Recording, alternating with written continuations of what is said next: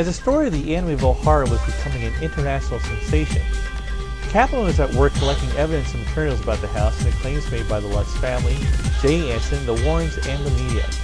Although convinced of the validity of the paranormal and supernatural activity, Kaplan was not convinced of the truth behind the Amityville case. While it's possible that a haunting could have occurred at the house, especially in light of the violent events that had taken place there was something not quite right about the accounts of the Lutzes. After some initial investigation, Kaplan became sure that a hoax was being perpetrated on the public, and such a hoax could prove to be damaging for legitimate paranormal cases in the future. With that in mind, he became determined to show that the entire story was a farce. Little did he know that he would face an uphill battle not only against the Warrens but against the general public as well. By this time, the Warrens had become too firmly entrenched to back out of the case. They continued to resolutely support the Lutz claims of the house being haunted or possessed by evil forces. They began their own campaign to try and discredit Stephen Kaplan, especially after his untimely death a number of years later. To this day, in spite of confessions and in the face of overwhelming evidence in the contrary, the Warrens still maintained that the house was haunted. The general public had been so force-fed the story by the media that Kaplan's evidence against the house being haunted seemed to fall on deaf ears. Thanks to the fact that the truth was not as glamorous or dramatic as the original story, the news story was scarcely reported and was barely noticed at first.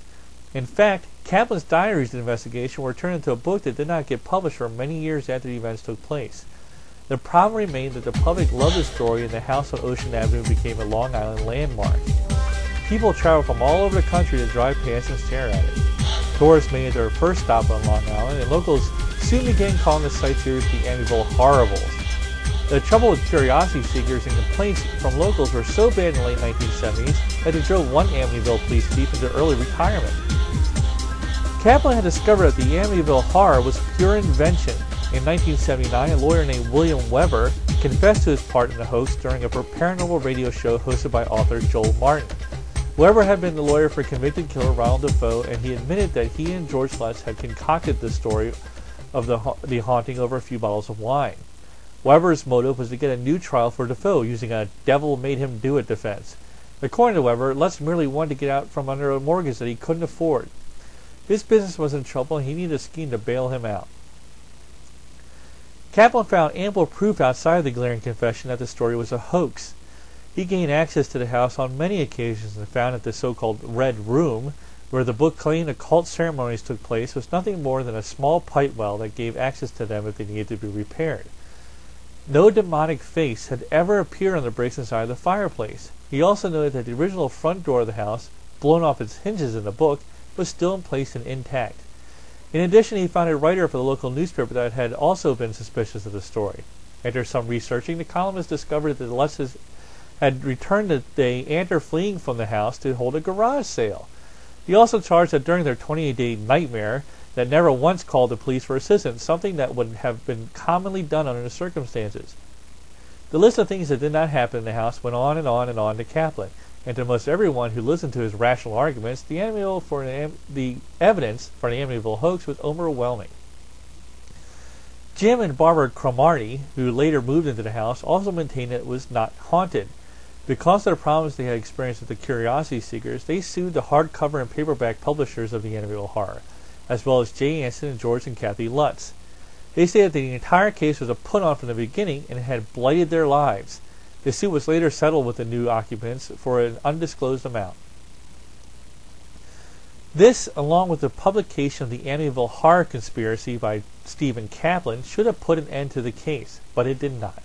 In fact, more than 2 decades later, people still often question the facts behind the case and the real events that may or may not have occurred in Amityville. Today, most researchers concede that the story is mostly, if not entirely, fabricated. To the general public, though, the truth remains much more of a shadowy thing, and some theorists who believe that there are still things about the story that do not add up will point to a string of tragedies that surround the case.